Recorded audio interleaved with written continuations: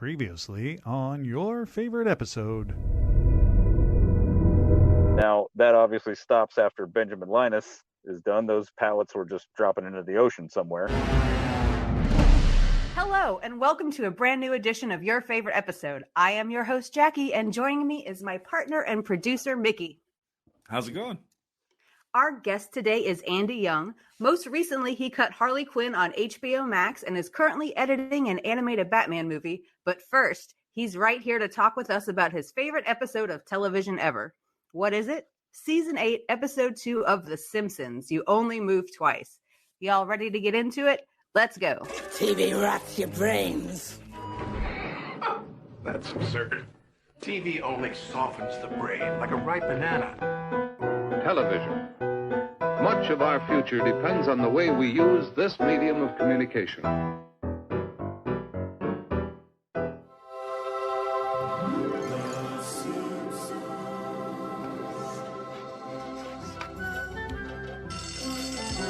Hello. Hi, howdy. How's it going? Nice to see you. Thank you for being here. Yeah, of course. Thank you for having me. My wife has a cold, so by proxy, I have a cold. So hopefully my voice is okay. And I'm trying to think, Jackie, have we met before? I know we're both of Harmontown ilk and such. Yeah, we've never met before. No. It's a cute, embarrassing story how we became friends on Facebook. Please.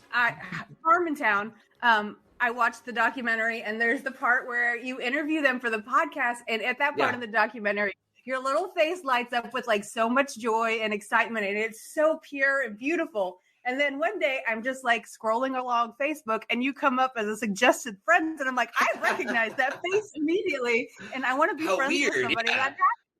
So it's so funny. You're not the first person to add me like that, and you certainly won't be the last. It's so weird to me. Like, we shot that.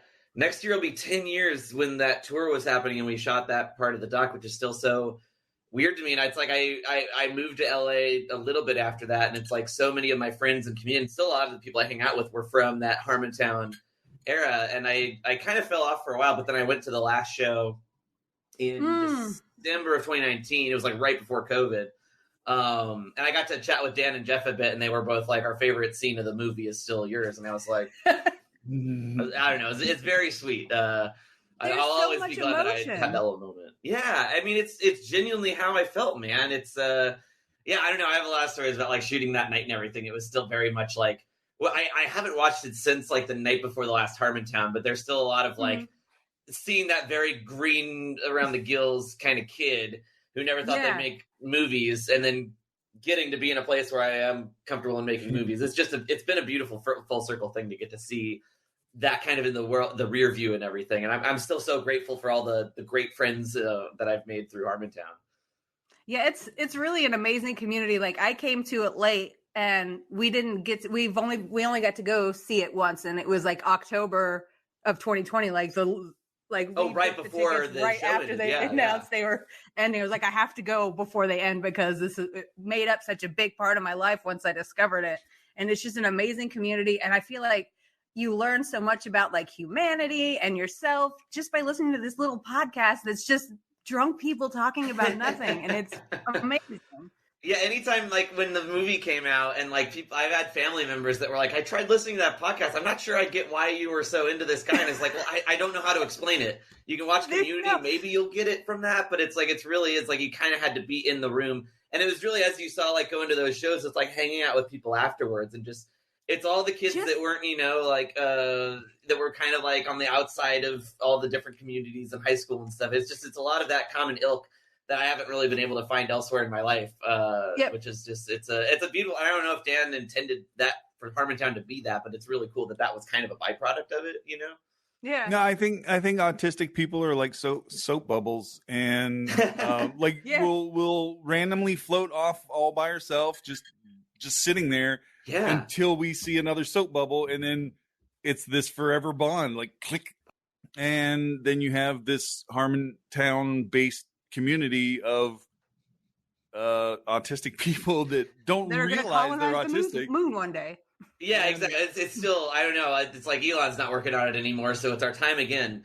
No, that's a beautiful way to put it, man. Because that's how I would go when I first moved out here to Meltdown Comics where they would always like tape the show, and it was weird. Like I went like before the movie came out and after the movie came out, and both times it's like people were always super nice to me. But it was a very different thing. Like after the movie came out, and people would spot me and just be like, "Oh my god, you're how I feel." When that stuff, and I don't know, it's weirdly, I still get recognized from the flick. Like I haven't really changed my appearance at all, but like, I still like, I'll go out with my wife. Like we went to a movie like a couple weeks ago, and the ticket taker guy was like, "Are you the Harmontown guy?" And I was like, "Yes, so yeah." Like, because it's like still on like streaming or whatever. Like people still find it, which is, I don't know. I keep waiting for, I work in animation now, and I was up for season 3 of Solar Opposites.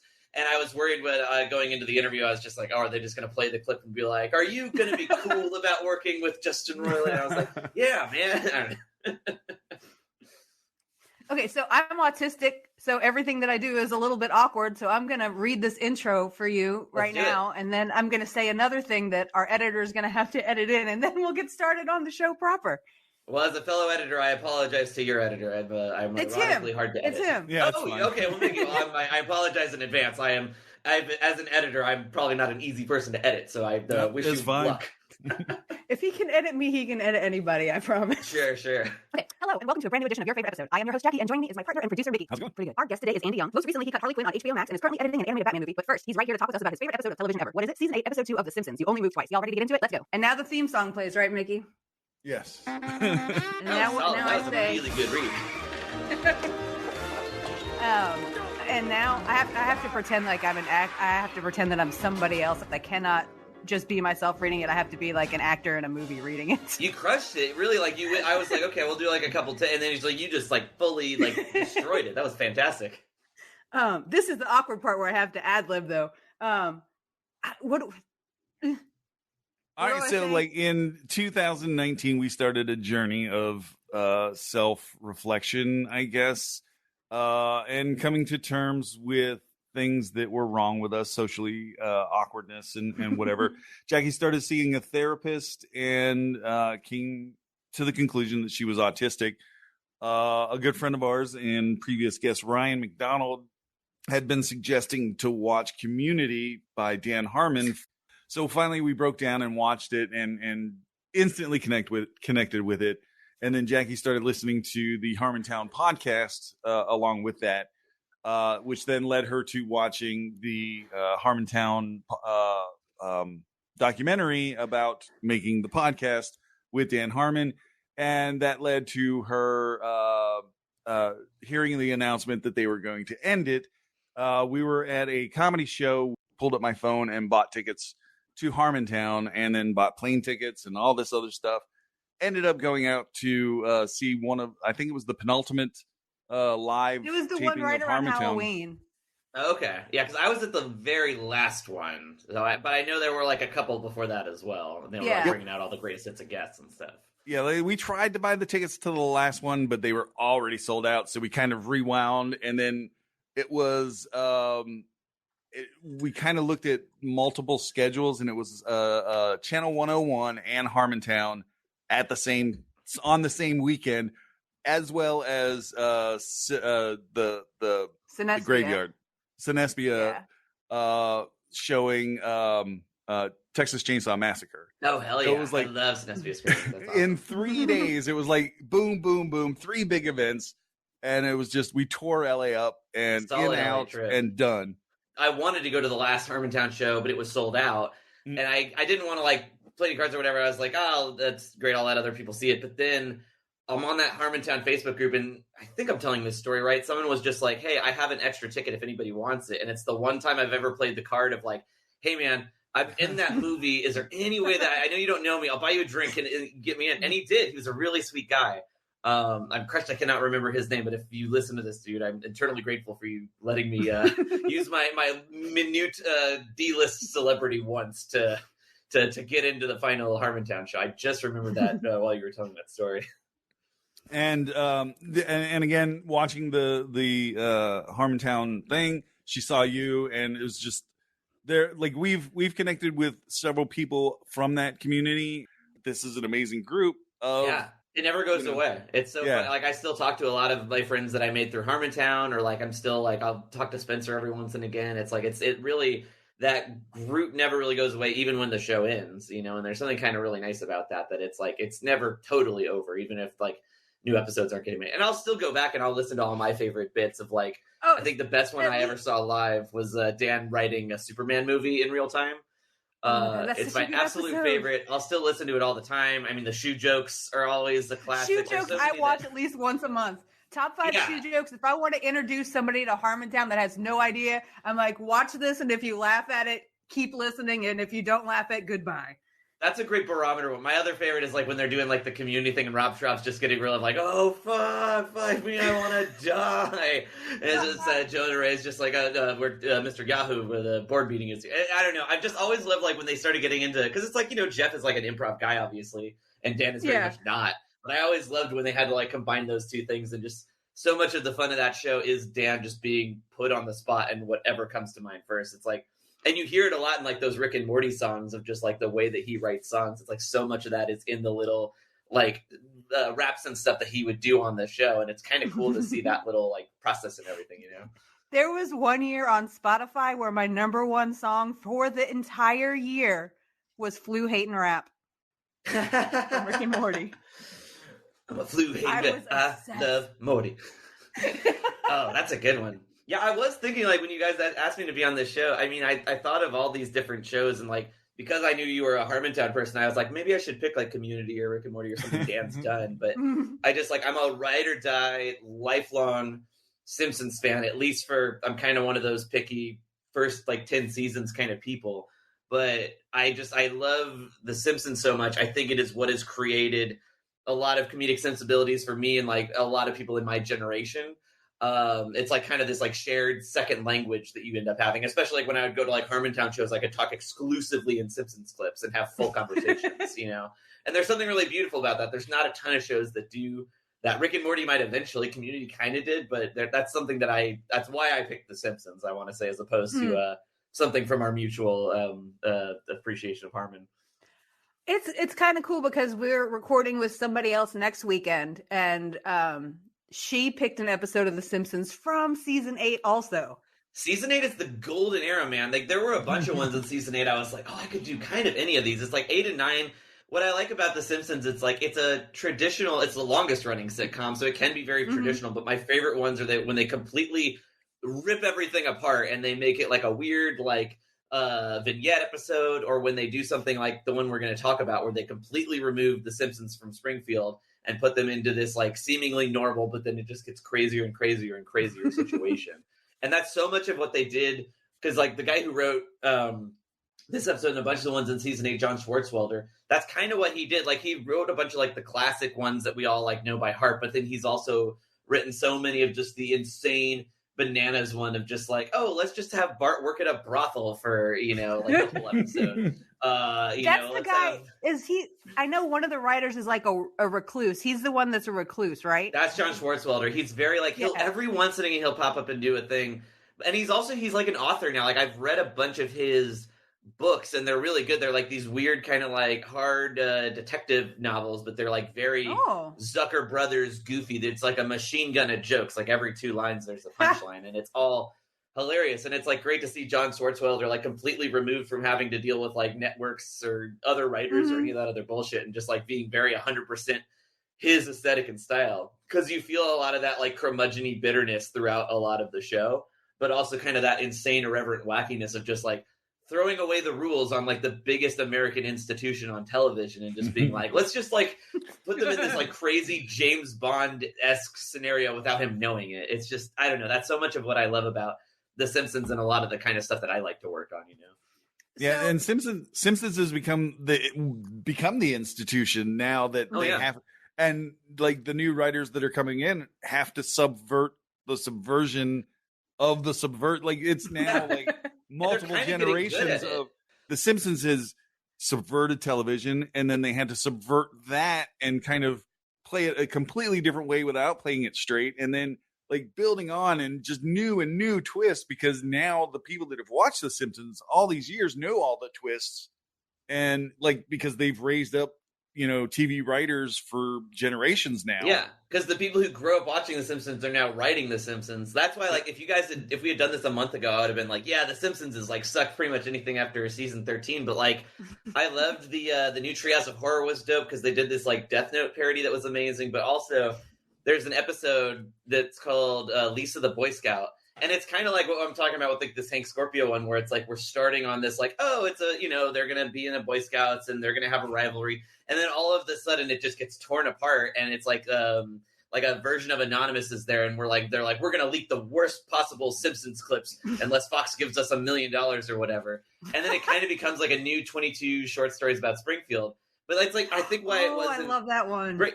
Oh, it's so good. But I think that's what's great because it's like, it's clearly like young people who like, were inspired by those like early crazy kind of punk rock seasons of The Simpsons now write for The Simpsons. And it's like, instead of doing the same tired sitcom stories over and over and like kind of just retconning everything a million times over, it's just like, no, let's just tear the show apart. What's the worst that's going to happen, and that's what I love about like The Simpsons. It can be episodic and they can have like certain like overarching themes, but then it's like, now Homer and Marge, I guess, met as DJs in the 2010s. It's like they've retconned their relationship story so many times it doesn't make any sense anymore. But it's not supposed to, It's supposed to exist for every generation. I didn't realize they were doing that with their story. That's so funny. Yeah, there's like one where Homer's in like a Nirvana-esque grunge band, and then there's one where he's like a computer guy. It's just like every 10 years they have a new how Homer and Marge met. It's crazy. I love that. Yeah. During the research for this, one of the things that I came up with is the contract for The Simpsons runs throughout this season and next season. And whenever they finish next season, it will be episode 750. Wow. And that will move Bart's age to become a part of Generation Alpha. Yeah. Which but he's means, almost Homer's age at this point because the show's been on for 35 years. Yes, exactly. Because like there is an episode in season 1 where Bart comes out and says that he is the MTV generation. So Bart started off as Generation X, and then moved to Millennial, then moved to Gen Z. Now, at the end of next season, he'll be Generation Alpha. So he'll have survived 4 generations. Yeah, and the Simpsons all have iPhones now, so it's like I never know what's going on. But sorry, Jackie, you were going to say something? Oh, yeah. So for anybody who is listening, who has never seen an episode of The Simpsons, including one of our previous guests who I went to high school and middle school with, who was not allowed to watch The Simpsons when she was growing up. Her mom wouldn't let her, and she still hasn't watched an episode to this day. So for people like Glenda, describe what The Simpsons is, like the main characters, kind of what the whole deal is. I know it's a lot to encompass. No, it's how do I even pick 35 seasons? It's so funny because I was also not allowed to watch The Simpsons, and I did it anyways. Which my mom used to be kind of annoyed by, I think, but now it's like I don't think I'd be heading this career if I didn't sneak around and watch The Simpsons. So who knows? I love you, Mom. So The Simpsons is, let me see how to streamline this. Okay. The Simpsons is a sitcom about an American nuclear family, Homer and Marge and their kids, Bart, Lisa, and Maggie. It's set in the town of Springfield, which is kind of works as a backdrop of parodying America and society in general. It's the longest running everything on television, and it can be like fun and irreverent. It can be like deep and emotional. It can focus on like the family, or it can focus on like a random character we don't even know whose name is. But it's like we've said, it's an institution. I think it's kind of given at least my generation and like tons and tons of generations of writers kind of their voice, and seeing, and we still see that influence in a ton of TV shows, both animated and live action today. I think that's kind of a good pitch for it. Did I get it, or is there? Yeah. Okay. Mm-hmm. Yeah, just give us like a recap of like the main characters in the family too, just to orient everyone. I feel like, it's weird. Like I'm pitching like a show that's I could go to any part of the world and someone would be like, Homer, that's Homer. Homer's kind of like a big, lovable goof of a dad who works at a nuclear power plant, and he's not the brightest bulb in the box, but he loves his wife, and he's tough on his kids, or at least Bart. Marge is kind of the stay-at-home mom of the group. Bart's a bit of a troublemaker and isn't very good in school and pulls a lot of pranks. Lisa is the egghead. She's super smart and empathetic and kind. And then Maggie is just always a baby. Sometimes she is just kind of acts as a baby, and then other times she's kind of this like super conniving super genius in certain episodes, depending where you put her. But they are, again, it's kind of like the backdrop of a nuclear family. I've never had to like describe the characters before. It's weird when you like are put on the spot to do it, and it's like, yeah, well, Kermit's a frog, and it's just I've never had to like work that muscle in my brain before. It's always neat to hear the characters described through somebody else's eyes too, because like the way you described Lisa was very positive and nice, but this is going deep into my self-hatred that I've recently been discovering.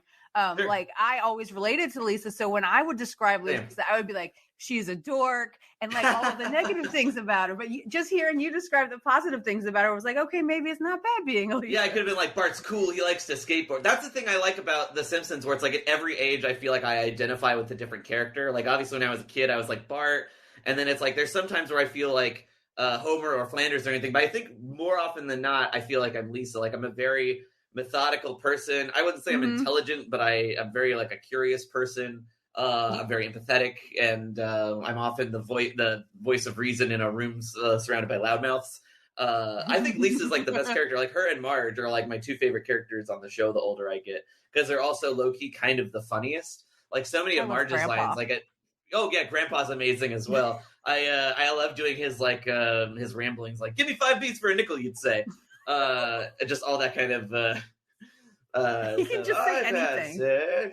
Every character, like there's like something about them that and that's why I like about like there's certain times where it's interesting describing the Simpsons as characters, because a lot of times they're just kind of joke machine guns, like they kind of just exist to tell jokes, but then there are times where it's like they have this emotional core to them, and I think that's why the Simpsons works for its longevity. But for me, what I really like about The Simpsons is it's just like really funny for all these different styles of humor. So it's weird to like describe them as like real people, when to me it's just like I like when Marge holds up a potato and is like, I just think they're neat. Like that's just such a weird thing to do, you know? I just think they're neat. But it's human. It's human, yeah. It's very human. And I think that's what I like about the show. It's a reflection on all of us. It's a reflection on kind of America in general, especially of that time at the 90s, I think. And what I like the most about The Simpsons is when it had kind of that punk rock energy of doing things that are like more commonplace now in like the world of FX and stuff, but at the time was very like controversial of like a lot of the stories they were telling and the ways they were portraying things, or even like just having a child disrespect their dad. You know, it's just there's a lot of little things that like I feel like we take for granted just how revolutionary that show was at the time. And especially again with this episode, which I personally strongly believe is the best written episode of the show. It's the funniest episode of the show. It has all the best one-liners of the show. I love this episode. I'm glad we're going to have a chance to talk about it. Okay. Yeah. We're talking, it's season 8, episode 2. You only move twice. And I think we could probably get started on it now. Oh, sure. Yeah. I don't know. I don't mean to like, move the conversation in any specific way. It's your show. I'm riding the boat. This just goes the episode to go. Yeah, and the episode's just an excuse to have a conversation with someone and kind of go through and you know, if something bubbles up and you want to talk about it, bubbles up. I mean, I'll go wherever you guys want. I can be a bit of a chatterbox, so by all means, like put a hand up to the screen and just be like, enough. Okay, so the show opens with Smithers singing a song, which is the cutest thing ever. I work for Monty Burns. Monty Burns. Also, I guess I really love Smithers too when I think about it. I've always loved Smithers. Yeah, I do too. Okay. Like it's something about his, like it's very like charming in a way. And something I like about this episode is like there's certain, like obviously The Simpsons has gotten in trouble for, you know, being behind the curve on certain things, but I really liked about this episode that it's like just subtle enough that he's clearly homosexual and like has a crush on his boss, where they're like just saying little things. It's like, we can like move you and your life partner. He's like, the answer is no. I really like that they like it's and it's just that funny thing of just like, can't the man walk down the street without being offered a job, which is of course like the opposite of how America works, especially now. I think it's such a perfect like start of this episode, because it doesn't show any of the family, and it kind of works as a non sequitur into like where we're going to go next. And they set it up by saying that Homer is the next tenured employee at the plant. And this is interesting to me, because in the other episode that we watched, for the other episode that we're recording, you find out that the other two nuclear employees, Lenny and the other one, Lenny and Carl both have master's degrees. And so Homer's been there longer, but he doesn't have the education that they do. And I don't know, that was interesting. No, there's a lot of, I mean, if you, I can't remember if it's in season 8, I think it is, but it's one of the most famous episodes where he, like, there's a new guy who comes to work at the plant, and he's like, basically like Homer's enemy, and it's like he's tried his whole life and finally gets to this thing, and then Homer just keeps failing upwards. Frank Grimes. And I think that's like a perfect episode of just like Homer. It's kind of, again, it's a parody of white America, of just this guy who just continues to fail upwards at every step of the way, and everything just goes peachy keen for him, and there's no lesson learned, there's no like comeuppance. It's like at the start of the episode he's a bumbling goof that keeps succeeding, at the end he's a bumbling goof that keeps succeeding, and it's great to see someone actually call him out on it. Like, this place is a palace. How do you have like a huge family and you've never worked a day in your life, you know? But it is funny of just him being like the most senior person of size, having this like very like button pusher job that even he doesn't know how it works. I think like if you take a step back, most people will rate season 8 as the peak of Simpsons. 100%. Like, they survived. Like, most shows will attract a huge audience because of world building, and they did that for the first couple of seasons, and they did a tremendous job. And where most shows fail is when they plateau off and the world's now established. What do you do with it? There's nowhere bigger to go. And that's what's great about Springfield. It can always get bigger, but it's like they've created literally hundreds and hundreds of characters, and we can have like a Bumblebee Man episode. You know, it's just like it can be so much bigger and grandiose. And like, it seemed like season 8, they were like, okay, we've reached it. Let's go ahead and just trash. Like they seemed like they were burning down the mansion for the insurance money, because not only the Frank Grimes episode that you mentioned, where they're literally pointing the finger at the audience and saying, you are what's wrong with America. You lazy people sitting on the couch watching this, stop watching our show. In the episode that you chose, the Simpsons are leaving Springfield basically saying, this town sucks. We hate this town. And goodbye, then they get Stinktown. So long, Stinktown, which I've yelled at all of my previous apartments as I left. But then even this season is, I think, like the Poochie episode is in this season. Like, it is just like totally making fun of the audience of just like, oh, you just want dumb like soundbite characters, you know? Like, you just want people with like goofy like catchphrases. Is that all that TV is to you? It's literally like, I mean, the Poochie episode has one of my favorite things of all time, where like comic book guys complaining about like the Poochie episode was the worst thing ever, and then Bart has that thing of just like, I know it wasn't great, but like they don't owe you anything. They're giving you hundreds of hours of entertainment for free. If anything, you owe them. And he's still just like, worst episode ever. And it's just like, I think that's, I hadn't thought about that way before, but I think that's what I love about season 8 so much, is because there's so many episodes where they're just like, no, you guys are we're making fun of you, and you keep not getting it, you know? All right, so Monty Burns Smithers is walking down the street getting jobs thrown at him left and right, and they have to Can't go to walk down the street without jobs. And the Homer Simpson safety inspector thing is a throwback. It was a throwaway line in season 1. Mm-hmm. Like, he got fired for basically wrecking the plant, and then he became super safety conscious. Yeah. So he got hired back in the same episode. Like, it was like season 1 episode. Yeah, he becomes like a big union guy and stuff. That's what's season 1 he's like more of like a Walter Cronkite, like responsible like dad kind of thing, and then they just throw that out the window and he's just a goof. Which is the greatest thing that The Simpsons has given us, which like Rick and Morty utilize it, South Park utilizes it a lot, where, you know, the fans of the show are now the writers of the show or helping produce it. So there's a throwaway line that someone caught on to when they were 18, living in their college dorm, and they're like, that's funny. If I ever get the chance to write South Park or Rick and Morty or whatever, I'm going to make that into a full episode. So all these throwaway lines are just fodder for future episodes, and it's great. I love it. Homer gets the job, and the family's kind of like skeptical about it at first because Bart's lawyer's there. They put down a ton of rules. I could literally, like, if you set a timer, I could quote the entire episode to you right now. That's how well I know it. But they watch this video of like Cypress Creek, which is this like sanitized gated community for Globex employees, which is the company that wants to hire Homer.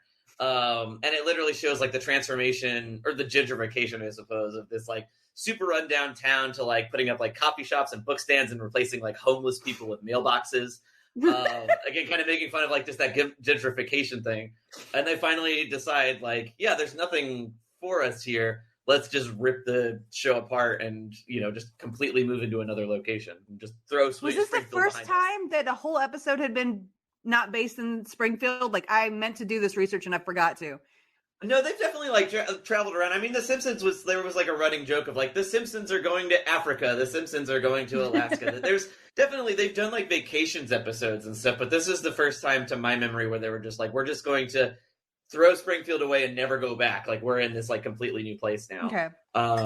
But my favorite thing is when we get to, well, I won't jump too far ahead, but I got a little miniature of him right here. My all-time favorite Simpsons character, Hank Scorpio. I'm excited to talk about a lot. But yeah, they leave Springfield behind, and then we are in Cypress Creek. They can't even sell their house, though. They have to abandon it. They have to abandon it, and it's just like I love the bit where like Marge's like the house is falling apart, and then on cue the entire chimney just falls down. We just moved to Michigan, and like that hit home because like our house in Florida wasn't the greatest house. Yeah. And I was worried that we would just have to abandon it and then just live here. That's what I love about it. It's just like they literally just leave it to squalor and just like this hammer just a big abandoned sign on it and just run away.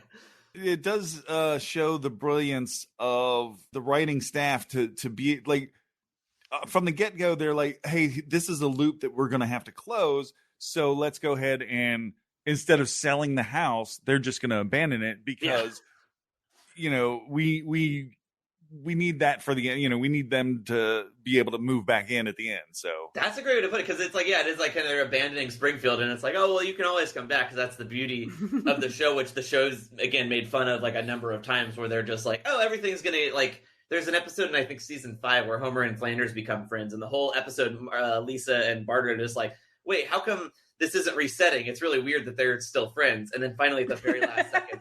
Flanders walks by and is like, hey, Homer. He's like, get lost, loser. And it's like, no, we're all back to normal. The loop is closed, as Mickey said, which is something, again, I love. But I love, we get to, so I definitely want to talk about are you guys familiar with the famous debate/controversy of this episode? Maybe not. Good, because this is, it's a fun one. It's very like, it seems very small and innocuous. I don't think I used that word right. But if you look this episode up afterwards, it has literally teared the internet apart on several occasions. So you remember we meet Hank Scorpio, right? Yes, and he's like talking very fast, and he's like, hey, you like my shoes? There's some upstairs. If you don't like them, then neither do I. And he throws his shoes. Get the hell out of here. And then he says to Homer, have you ever seen a guy say goodbye to his shoes before? And Homer says, yes, once. Now, here is where the famous debate comes in. It's exactly what Jack's about to say. Is he referring to like a random previous time where he saw a guy just yell goodbye at his shoes? Or is he referring to having just seen Hank Scorpio do it just now? And I'm curious, what do you guys think it was?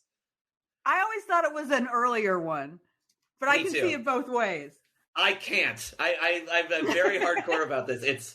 It's so much funnier if he's referring to like, oh, I'm thinking of just some random guy that did it a long time ago.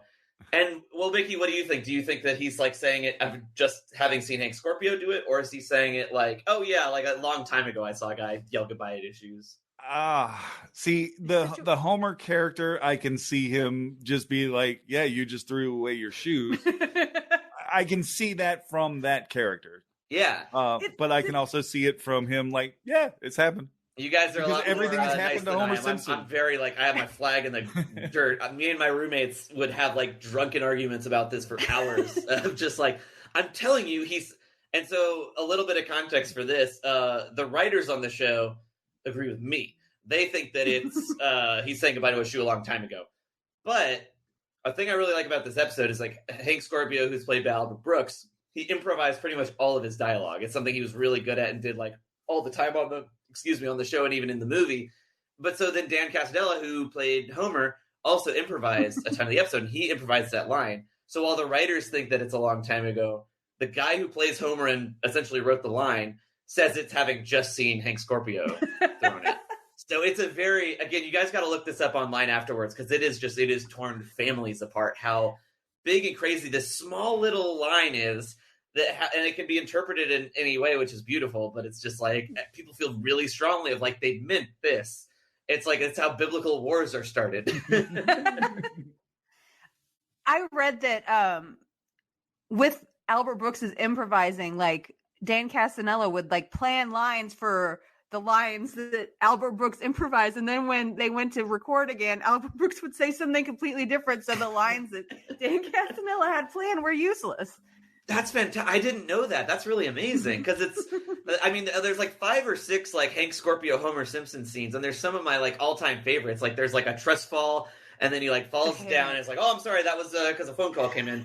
What? How much? The hammock scene. Oh, the Hammock District. Put your butt there. Swing low, squeak chariot. All on 3rd Street. Oh, exactly. They're all on 3rd Street. Oh, and I love, we kind of skipped over, but Homer and Marge's address at the new place. It's so funny to me. It's 15, I wrote it down. It's 15201 Maple Systems Road. There's something so funny to me about them, like, trying to do this thing where it's like, it's a natural, like, cool place, but it's also this very structured, like, work community. I don't know. It's just, that's what I love about The Simpsons. There's all these, like, weird little lines in there that shouldn't be laugh out loud funny, but they just work so well. Yeah.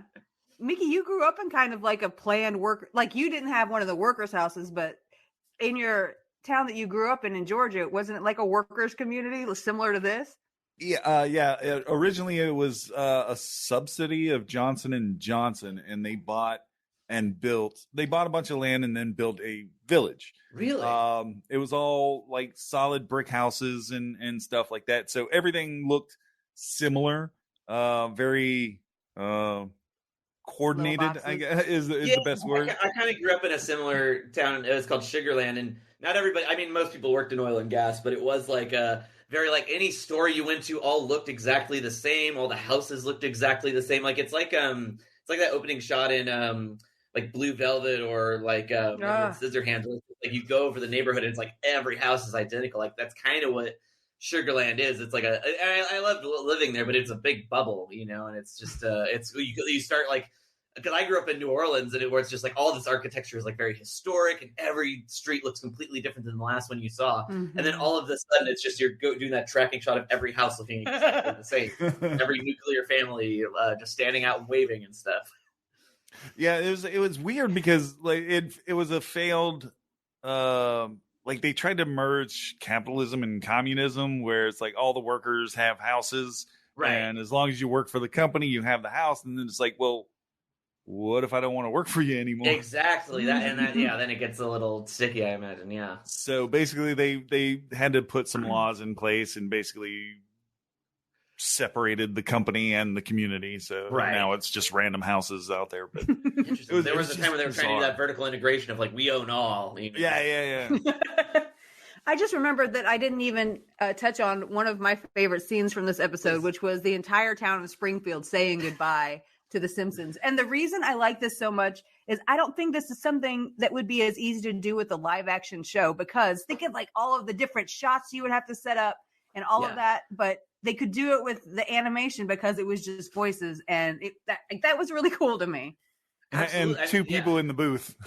Mm-hmm. Yeah, people in the booth, and then I don't know. It's funny because you say that because it's like I definitely, to a point, I agree. It would definitely be easier with live action, but like I've been working in animation for the last 2 years as an editor, and it's really interesting to see how much work goes into like just making one simple shot. It's like you have to have the background, and then you have to have all the characters designed, the incidentals designed, all the props designed, and then when we cut a shot, it's just like all this work has gone for nothing.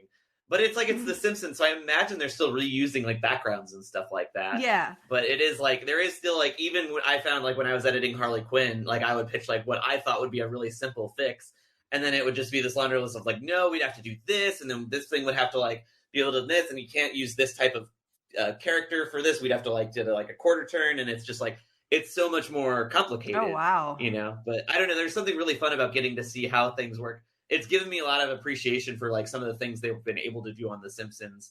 Like there's a really cool shot. It's not that interesting, but it's like in the scene you're talking about where Nelson's leaving, or Nelson's like yelling "haha" at them. If you watch it again, it's like the foreground and the background are both moving kind of at different speeds. And there's little things like that I'll see. I'm like, oh, that's really cool. Like how they would have been able to do that. Like This is probably before like they were cutting on Avid and like digital and everything. So it's like they were still having to do the multi-plane thing, I imagine.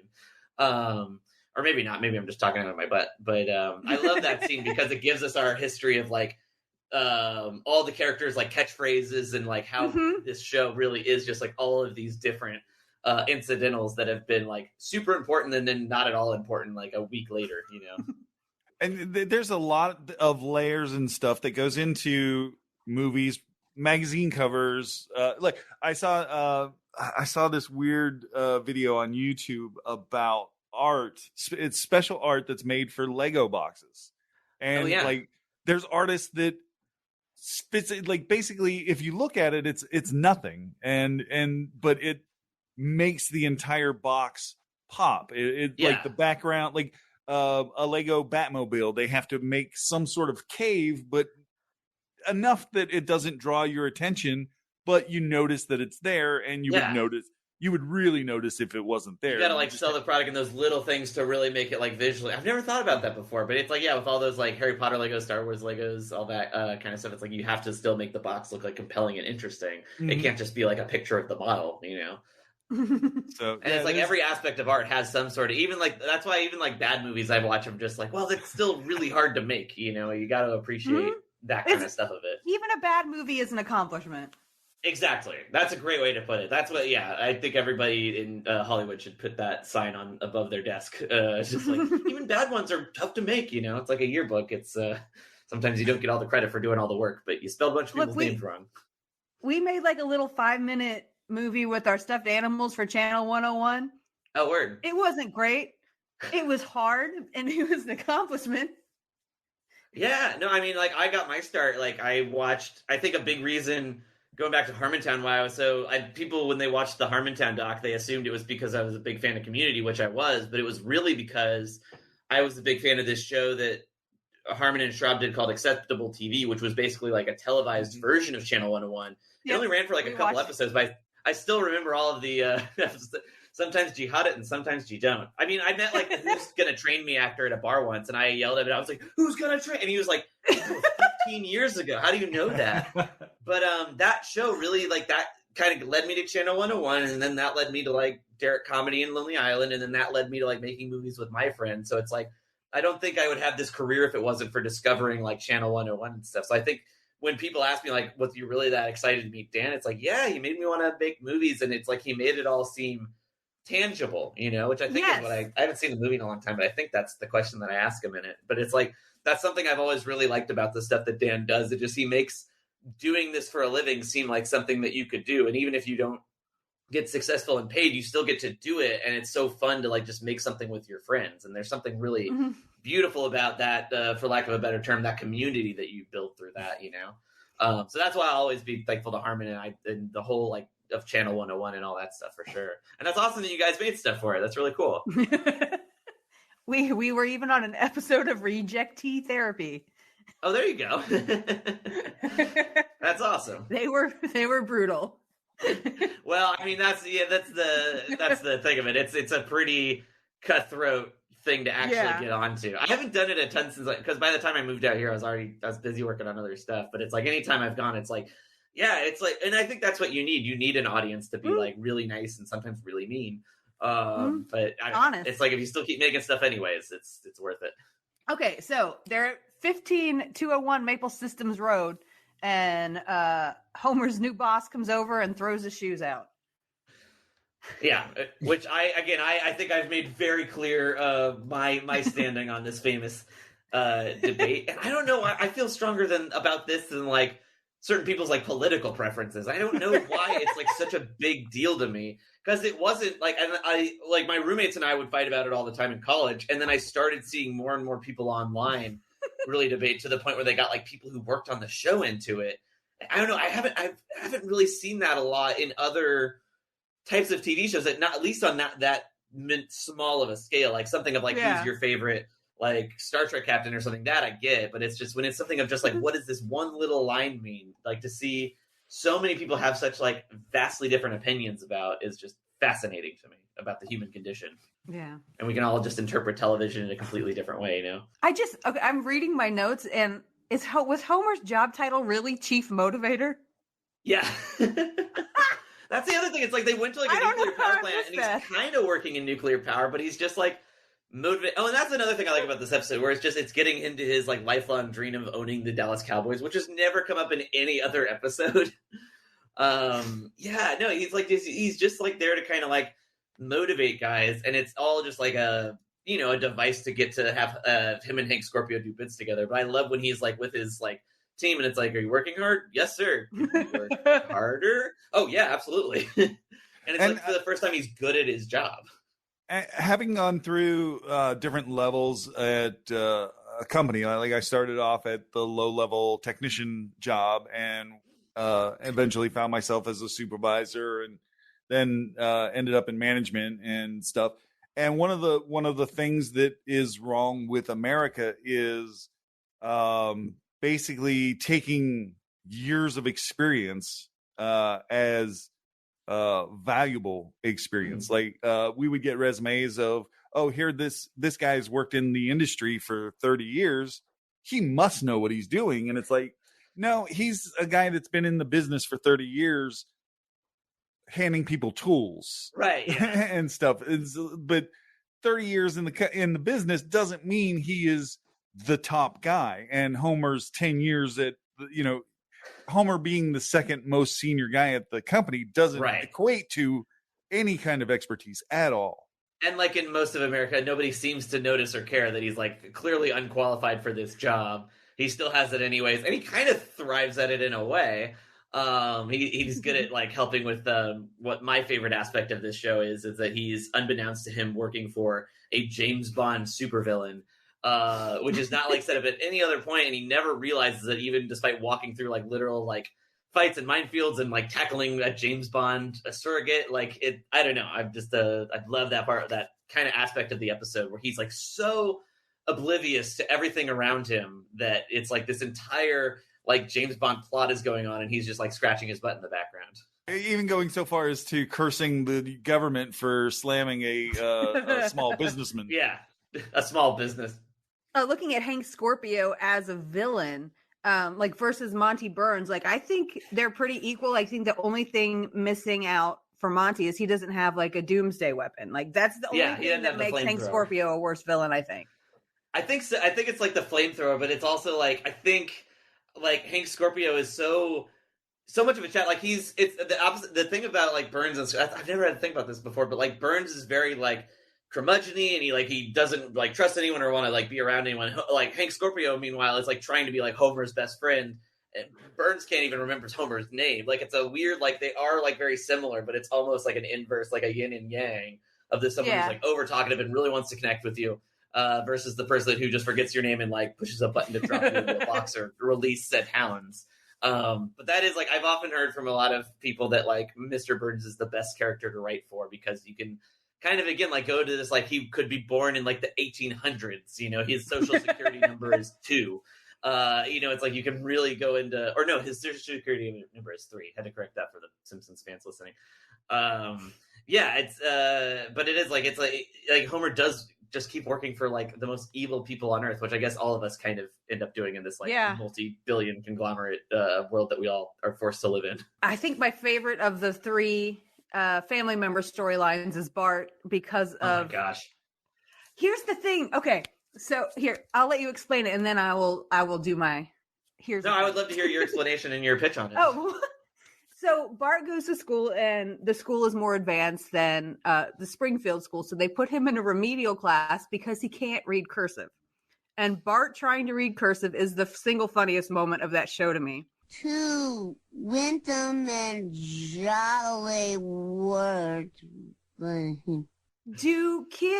How do kids these days relate to that? Because they're not taught cursive in school today, so this is normal for them. Like they don't know what that says on the board either. Oh shoot, our kids, because I was like the last generation to be taught, because even I watched it like again to prepare for this, and I was like, I don't know if I could do much better than Bart is. It's like it's one of those things in school where it's like they say like you better memorize cursive because you'll use it forever, and now I can just do a squiggly line of my name, or like you better get good at math because you're not just going to be able to carry around a calculator in your pocket, and now literally all of us do. It's just like that's so True. I didn't even realize they're not teaching kids cursive anymore. I guess it's just like write your name for checks and stuff. But besides that, no one is using this, you know. When my mom would send cards to the kids on their birthday, Mickey's youngest son couldn't read them because she wrote in cursive because they didn't teach it in school. I have a feeling I'm a lot older than Mickey's kid, and I still can't read. My nanny, my grandma, she'll send us cards every year, and it's all written in cursive, and I'll just like squint at it for a while, and then my wife will finally be like, "Do you want me to read it?" And I was like, "Yeah, if you want to, just read it out loud. Who cares?"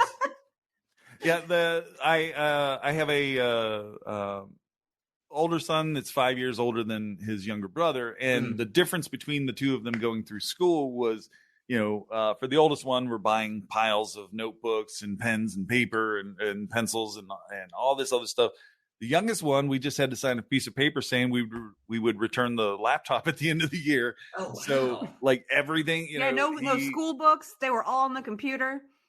No writing whatsoever. Like the future, man. Like that's fantastic. I remember like watching TV shows like Mega Man or whatever, where it's just like, oh wow, they all have like fancy watches where they can do their school, or like it's like an Ender's Game thing on their desk, and it's like that's kind of where we're at. Like even like my niece and nephews, it's like I think a lot of their stuff is just on like computers and iPads at this point, which is kind of terrifying, but it's I guess it's exciting because our society is so like tech savvy now. Like you have to kind of get inundated on it early, but I don't know, man. Like, I don't know how secure those laptops are. I would just be playing video games if I was still in school. That's pretty much what happened. They figured out how to chat on Google Docs and just chat it all day. That's clever. Wow. Right? Yeah. And you're just a thing, and then you're just like making your own little it looks like you're doing work. And they would send little zip files with games on it that they could unzip and basically play without installing. Like all the kids were smarter than most of the IT guys at the high school. So even we kind of had that, like when I was a kid, like we had these like Texas graphing calculators, but then you'd go to like the smartest kid in your class and he would be able to put like Tetris on it or whatever.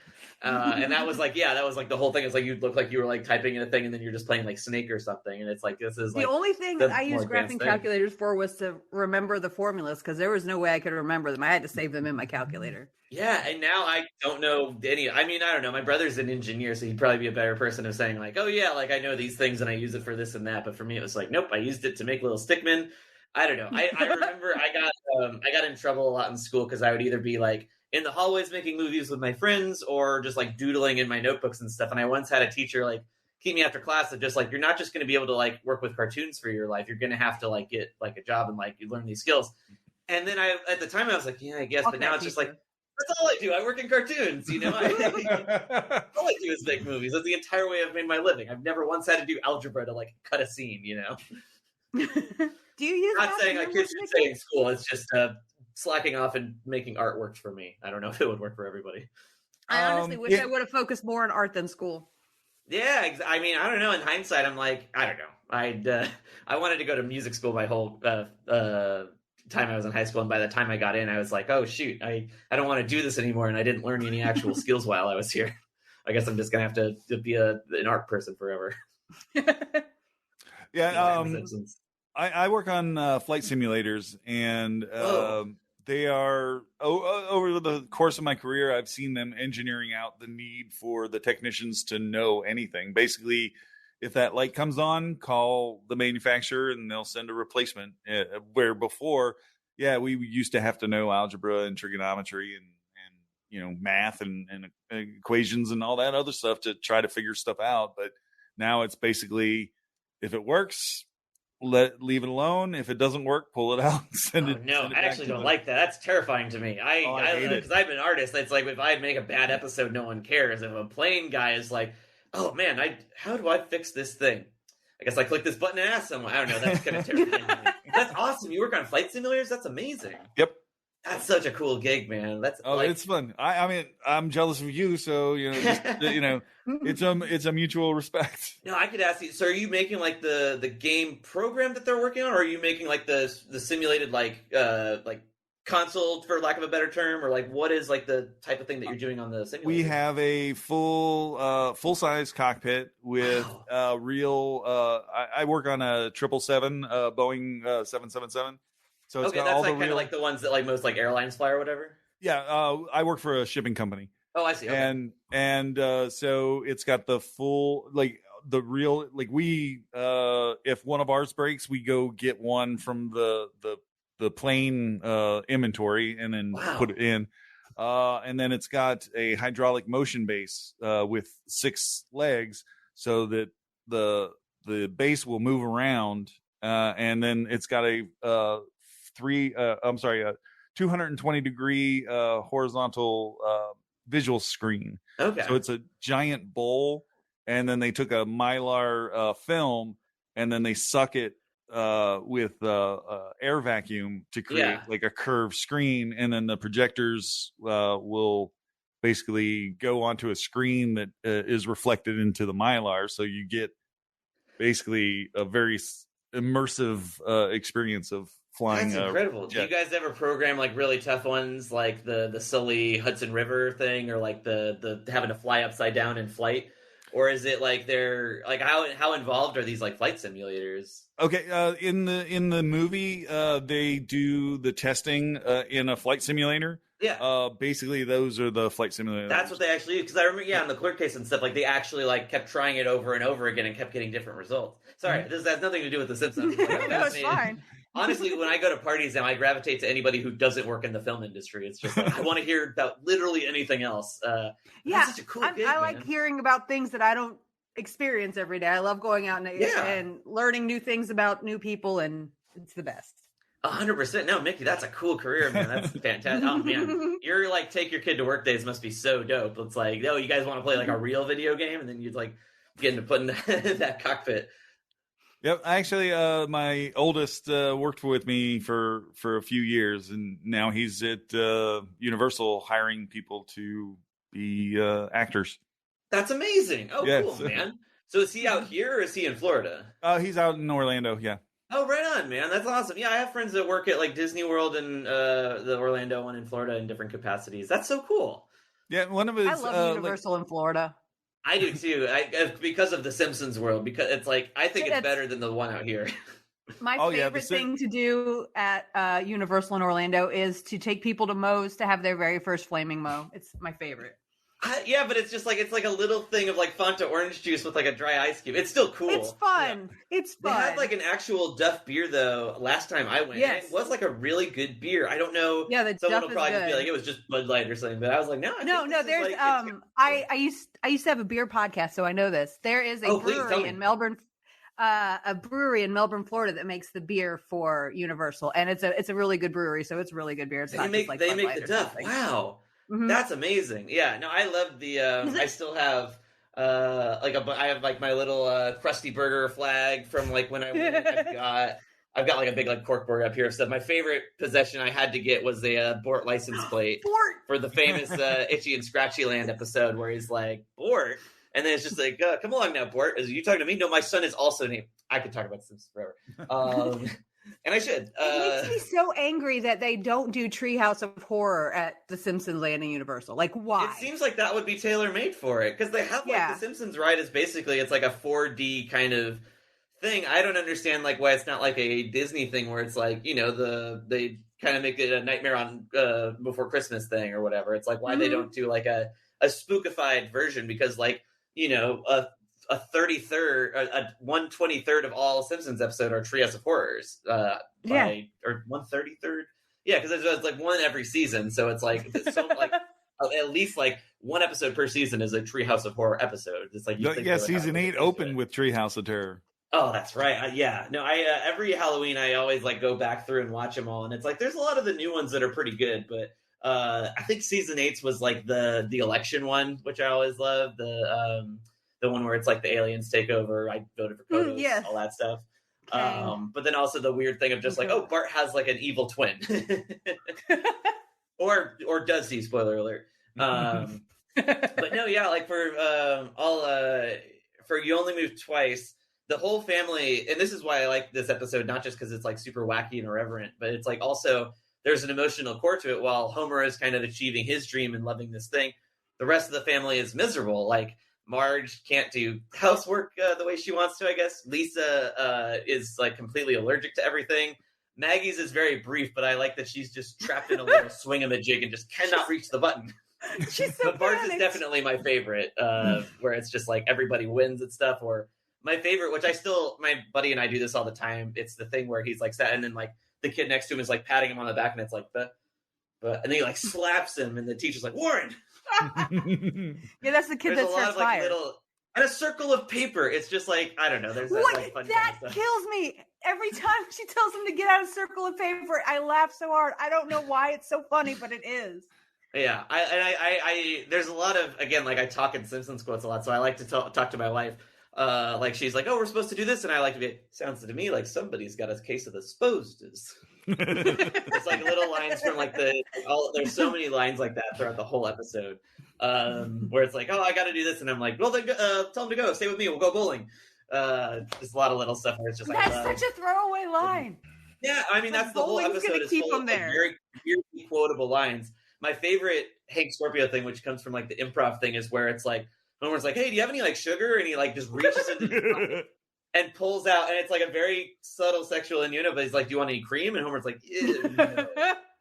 It's just a lot of little things that they're able to like, I guess, like squeak by that no one ever catches. And Marge's whole alcoholism trash. Yeah. She drinks one glass of wine or whatever. They say that I should drink a glass and a half, but I just can't drink that much. It's like she can't even like succeed at being an alcoholic.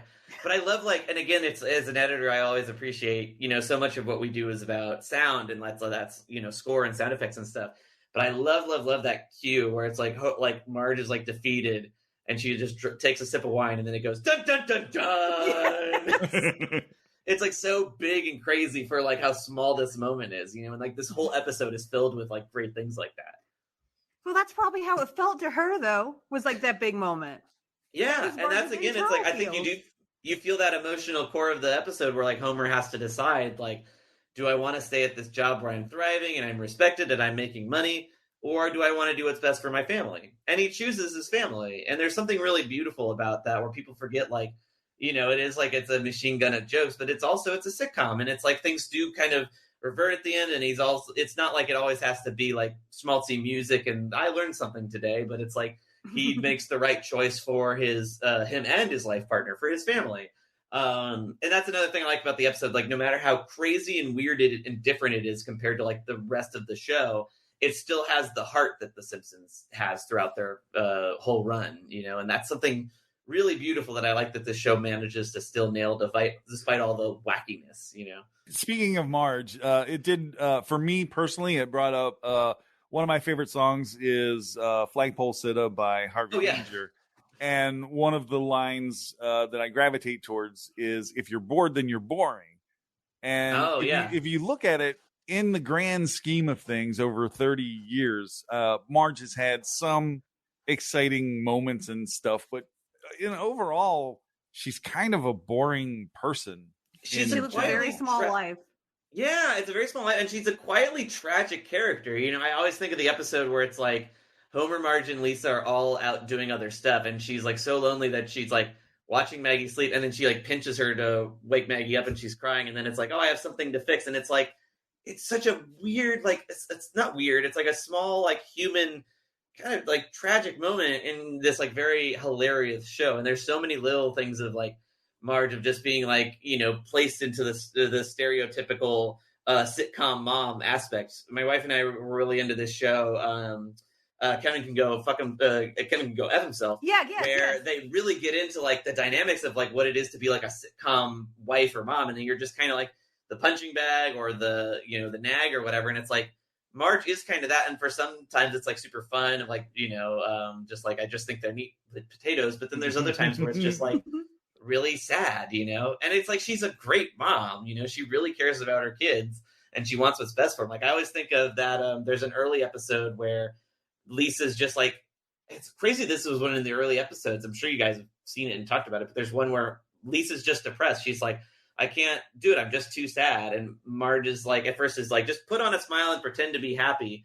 And then she watches Lisa trying to do it. And then these boys are like, kind of like flirting with her and kind of picking on her in a mean way. And then Marge like rips her back into the car and is just like, you know what? You be as sad as you want. You feel all of your feelings and we'll be right there with you. And then when you want to be happy again, we'll be right there with you too. And it's like, Marge is a beautiful character in that moment, and it's something that like, I think all of us, either we're lucky enough to hear or really wish we heard our parents say. I know I was very lucky that my parents were like, if you want to be sad, you know, and then when you're ready to be happy again, we'll still be right there. It's about unconditional love. And that's still, again, no matter how wacky and crazy this show gets, there's that heart at the center of it where they'll always be there for each other. And that's what makes a great sitcom. And it makes, you know, why it makes Simpsons one of the greatest sitcoms ever.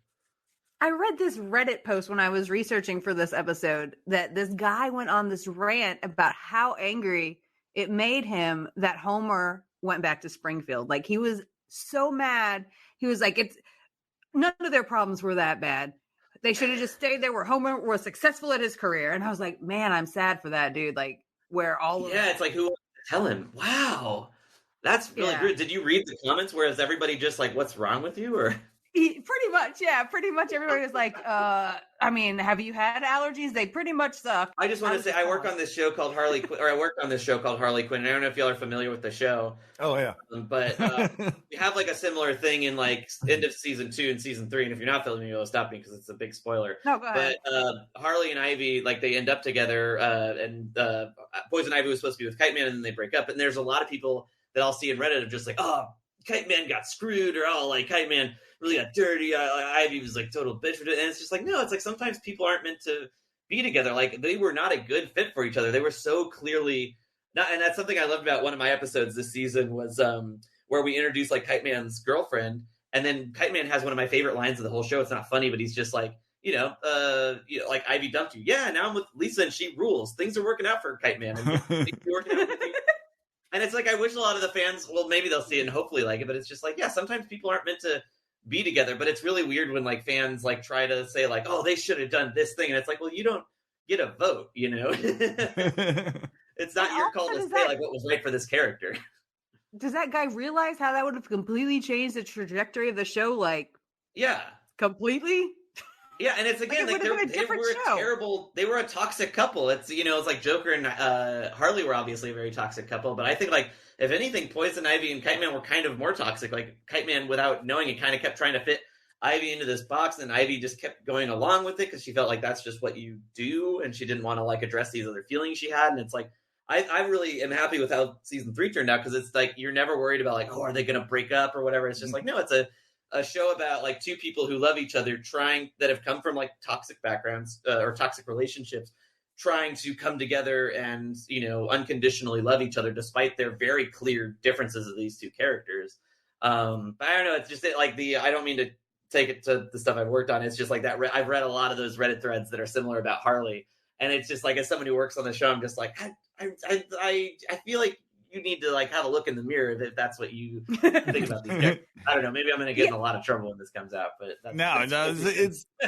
there's a lot of people that through their own experiences or through willful ignorance or whatever will just like you brought up the Joker Harley thing, and it's like that is a terrible, toxic, horrible, absolutely just terrible relationship and they should not be together. Sure, they look cute on whenever you draw them together and you have a giant poster and stuff. Yes, the clown makeup goes, but he's abusive to her, and she could be a good person if not for just being around a really shitty human being. And it's like just continuing to ignore that and trying to cheer for their relationship. It's like you really, really have to wake up and look at everything that's going on with this. Well, it's kind of what Jackie, to Jackie's point about like this Reddit thread. It's like he's like this guy. I haven't seen the thread, but he was saying of just like, oh yeah, he had a great life and a great job, and it's like, yeah, working for a supervillain, working for this guy who wanted to like blow up the world, to have that much disassociation from it, To me, it's obvious that guy valued money over people for sure. I would be. It would be a bummer if I was in that guy's family because I don't know. I've made changes in my life to make my family and my wife and I happier. My dad made loads of changes in his life. He could have climbed a lot higher in his career, but he always kind of put his family and priorities first. And I think that's something I really like about The Simpsons and about this episode in particular. I don't know. I've never talked about that before, but it's just like that's something where it's like it's such a great, beautiful thing to be able to make that choice for someone other than yourself, especially if it's for your family. And again, it's kind of a small, like, sitcom-y beat in this episode, but it is kind of it's a beautiful way that he does it, that he's willing to sacrifice his own happiness for his family's. And then he still gets his dream, albeit the opposite of it, by owning the Denver Broncos, which I kind of get that reference. I've had to have friends explain it to me. I guess there's like a Broncos Cowboys rivalry or something like that. I'm not sure. It's like my parents are from Colorado, so they're big Broncos fans, and I was like, are they like a bad team? And they were like, don't say that. Well, like the 90s, I believe the Denver Broncos were like in the Super Bowl a lot, but they were the losers of the Super Bowl. Oh, interesting. Okay. During the season 8, like basically leading up to this was like in October, this episode. So like they in January, several months later, they actually won the Super Bowl, and that began the whole rise of the Denver Bronco. It's the one time they legacy. Didn't predict the future. Interesting. Yeah. And well, later on, I can't remember where it is in the timeline, but Homer has a dream of becoming John Elway. Yeah. Who is the quarterback. Oh, I kind of remember that thing, and then it's like they're still like losing the Super Bowl by a ton or something like that. Yeah. And bringing up the Tom Landry hat as well, because Homer is walking down the street and sees like a sports memorabilia place, and it's got Tom Landry's hat in it. Yeah. And he signed it to a dry cleaner or something like that. Yeah. And Homer ends up wearing it to motivate his team of the 3 engineers trying to get the nuclear power online so that they can run the Doomsday device. And then later on, throughout the next 20 seasons or whatever, Homer ends up coaching Bart's Pee Wee football team and brings the hat back. And then, that's right. Yeah. And then later on, Marge takes over Homer's fantasy football team.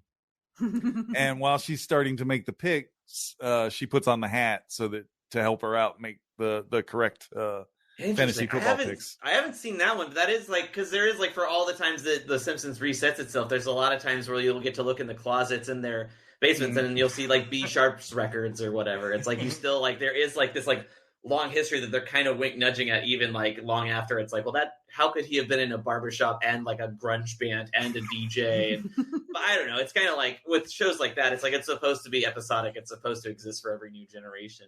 But I still like those little wink nudges of just thinking, hey, there's a Funzo doll in the background and stuff. One of the things I wanted to touch on is when Homer quit with Hank Scorpio, he told him is just a bunch of little things. And one of the things that I was surprised by is that Hank was understanding. He was like, well, he can't do anything about the little things. And I was expecting somewhat of a fight. And I wonder, is that because this has happened to Hank a lot and he's like, oh, it's just another one? Or is Hank really that understanding to the family dynamic? Did it happen to him before? He's like, yes, once. No, I think that's a great question. I think he is just like that empathetic of a boss. I don't know. It's like, it's weird to like analyze like that deep into like a cartoon character Albert Brooks made up. But I think it is just like, he seems to be like a very engaged boss. Like like we never see him really interact with any employees besides Homer.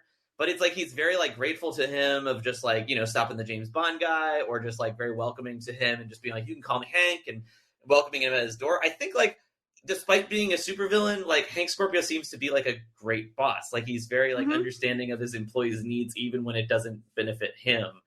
And that's, oh wow, that's really fascinating, Jackie. I don't know. I had never considered that aspect of it before. That's so true, though. Yeah, I was really expecting a big fight. It really surprised me. Yeah, and he's just like, it's the little things. I'm disappointed, but if you got to do what's best for your family, you know. Yeah, it kind of goes back to the Monty Burns versus Scorpio or Scorpio. Scorpio. Yeah. You don't have to call him Scorpio. Call him Hank. Yeah. I'm trying to remember. I just recently watched an episode of something, and someone described the difference between a goon and a minion, and like one of them believes in the idealism of the main villain, where the others are just there for the paycheck. And Scorpio basically wants people to believe in the ideals that he has, and he wants workers that are coming to work to do the work, where Monty Burns is like, just get them in there to do the work. and who cares about it? I've never considered that different. That feels like something that we would have done on Harley, but that's so true. It's like there is like an actual difference between like a goon and a minion. Wow, I've never thought about that before. That's so cool.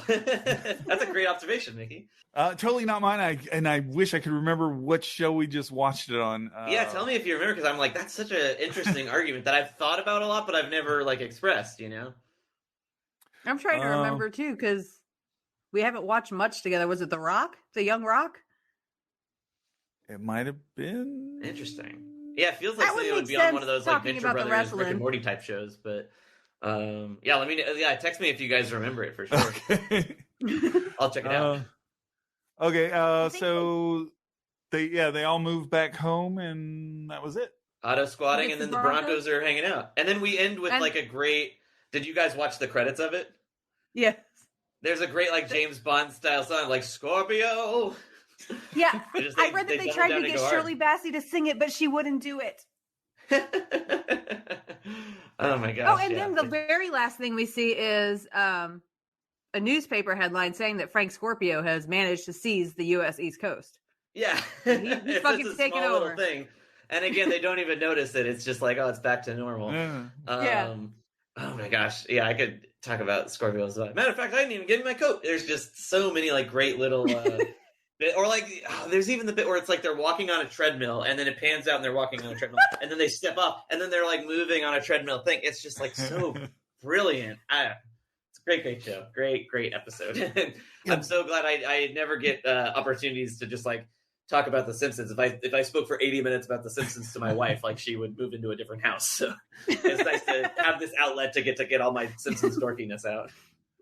Whenever they were planning the Simpsons movie, the original idea was to have Scorpio come back as the main villain of the movie. However, two things stood in the way. One, he was too likable of a character. Like people really loved the character despite his flaws, like wanting to blow up the world. And the second one was they didn't think that they could catch lightning in a bottle the second time because everything was ad-libbed. Right. And then they ended up having Albert Brooks play the voice of the villain in the movie anyways. And I feel like if I don't know, it's like I remember there's a lot of stuff that seems like it's improvised in the Simpsons movie. Like I haven't seen the movie that many times, but I remember that thing of just like I want like 50 million goons and I want them all stacked like this: tall, big, short, big, and short again. Or I think I've gone mad with power. Of course I have. Have you ever been gone mad without power? It's boring. It's just it seems like a lot of that Albert Brooks-esque kind of like improvisation, which he's been on the show like other times. Like there's a great episode in like season 5 where he's like a life coach kind of guy, and like there's a ton of great times where Albert Brooks has been on the show and just like decimates everything in his past. It's like him and John Lovitz were kind of the two secret sauces of just like bringing someone in and just letting him on a leash for 20 minutes. The Critic is by far one of the most underrated cartoons ever. I love the underrated Critic. That show. Episode is so interesting where it's just like we'll just do like a spinoff of these other writers' show, and it's like it feels dirty and weird that they're doing it, but it's like they're acknowledging that it's kind of a Simpsons meet the Flintstones or Jetsons meet the Flintstones cash grab. I don't know. That's such a polarizing episode to a lot of people. I like it though because it's the film festival episode, and I've seen like all those types of like movies, but I especially love like Barney's Pocahontas. Barney's is my really favorite. Beautiful, somber. Don't cry for me. I'm already dead. I'm already dead. Or just, I like, walk around the house and say that sometimes, and Mickey has no idea what I'm talking about. Oh, I find a nickel for every time I did like a Simpsons reference, and my wife is just like, "What?" But the groin. That's so funny. Football. So what are you watching right now, nowadays, like in your regular day-to-day life? Oh, good question. I mean, it's like a award season for movies, and like a big perk of like living in LA and being a union member is you get to see a lot of stuff like early. So I saw Knives Out before the new Knives Out before most people, which was great. I saw the new Noah Baumbach movie, which I really liked. I saw the Bardo movie, which I liked. I've been rewatching a lot of West Wing actually because I kind of catches. I'm a big like political junkie, and then after like, you know, going through this nightmare that is our current political landscape, I like to watch this like liberal idealized version of having this like smart, suave, like well-tempered president, and then all these like genuinely smart people around him. It's like I couldn't watch this show during the entire Trump administration, but then like once Biden, and then it's like obviously things aren't perfect right now, but it makes me feel a little better of like going back into that little bubble of like super smart people having really important conversations in a very intelligent and fast Sorkin-y way. The dialogue. So I've been watching a lot of that. Yeah, I just watched. I recently watched this TV show, this animated show, which I love. Have you guys seen Infinity Train? No. I don't know where you can even watch it anymore, but it's like a serialized kids show, and it's actually one of the darkest cartoons I've ever seen. It like every season is like it all takes place on this like Infinity Train basically, but every season follows like a different character or a different story, and they're all like loosely connected. It's really well written. Like it's one of those like I think it was for it's for HBO Max, so it's like I don't even know where you'd watch it anymore. Maybe torrent it, I guess. But it's like it's one of those shows that just like works so well with what it's saying, and like the third season especially has a lot of big things to say of like what it is to be a good person, if it's worth being a good person. And it has like the last episode of that season is one of the darkest things I've ever seen in television in a weird way. So I don't know. It's like an Infinity Train. If you can find it, I highly recommend is like an animated show that like I feel like didn't really get its due, or like a lot of people like haven't really discovered it, but it's one of the most well-written shows that I've ever seen. And it's only 4 seasons, so it's pretty well contained. 4 seasons is a good length for a show, I think. Yeah, like a 4-season, 10 episode. I think they're all even like 10-minute episodes. So it's like you could probably crush watching the whole thing in a day. It's like watching 2 movies in a row, essentially. But that's a big one that I would recommend. Infinity Train would be my official show reaction. And Harley Quinn, if people want to watch it. I think it's a good show, but that's just me. When you're doing a binge, do you watch the theme song or do you skip it? Ooh, that is a great question. It depends on the show, is what I would say. There's ones where I'm kind of, maybe I got this from Harmon, because it's like I loved when he would make up like theme songs to shows without lyrics, like Night Court. So my wife will catch me around the house. Yeah. I can hear it in my head now. And I kind of do that for the West Wing. So now I have to like put on the West Wing. So I'll just sing the West Wing. It's the West Wing. The West Wing's the best. They pass the test of who will be the president. And I'll just like do that around the house, and I'll change it every time. So I think I like watching the theme songs, but then there's some where it's like it's a minute and a half long, and it's like I got work in the morning. Let's get this thing. So it really it depends if I want to make my wife laugh or not. There is a YouTube video of the Succession theme song that a gentleman has sung over. And... That gentleman is my buddy Demi Adejuibe. Oh shit! Really? We went to film school together. I sing that around the house all the time. I'll tell him you said that. All the rich white folk every are going time to argue. I use Succession as one of my comfort shows. Like I use that in Mad Men. It's very visually inspiring to me. They're terrible people. I don't know. I love both of those shows. I'll either be watching one or the other at any given time. And Jackie would be delighted if he was a guest on this show. Oh, I don't know. We'll see. He's the busiest person I've ever met in my life. But I'll certainly tell him that you said that, because he loves hearing when people dig the stuff that he does. It is the funniest thing. I love it so much. Mickey found it for me, and I love it. All right, you should look up Demi's other videos. He did all these great like September 21st ones, which I got to be in the last one as like a very small background extra, which was fun.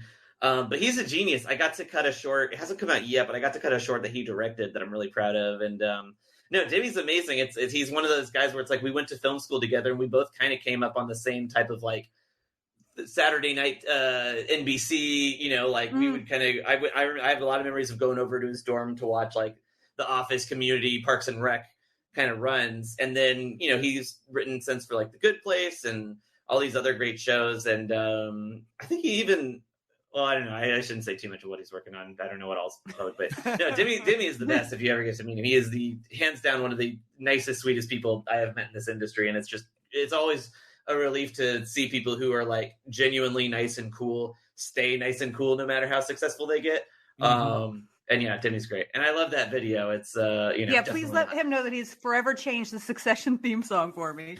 I most certainly will. Because my mom was a big Succession person, and I showed her that, and she was like, this is amazing. And like, I would catch her kind of mumbling around when we were hanging, like, oh, the rich man folk are going to argue. It's just like, it really, it gets burned in your head. And he's like, then he kind of has that thing Harmon has, where he is like a very musical person. And I don't know, like I'll go through binges of watching all of Demi's stuff of just like, he made a great like Lana Del Rey making like a Stuart Little song one recently that was like, it's basically like Lana Del Rey having a crush on Stuart Little. And it's just like, it works so well. And it shouldn't, but it's just, I don't know, that he's a brilliant dude. That's so funny. 'Cause I'm your lady, and you are, you're a mouse named Stuart Little. So if people want to keep up with you, where can they find you? I am on Andy Young Film for whatever places, Twitter, Instagram, all the stuff. I'm mostly on a website called Letterboxd, where I like to talk about movies that I'm really into. But I am mostly on Andy Young Film for wherever you go.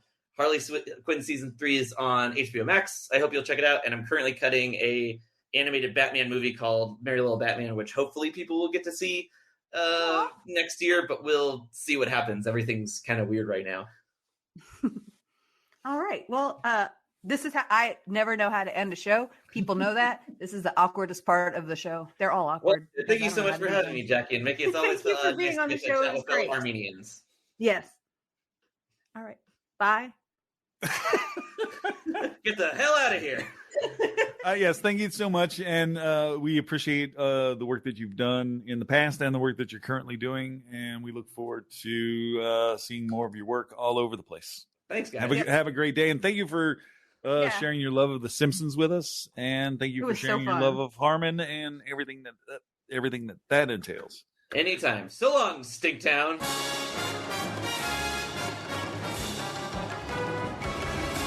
Ever see a guy say goodbye to a shoe? Yes, once.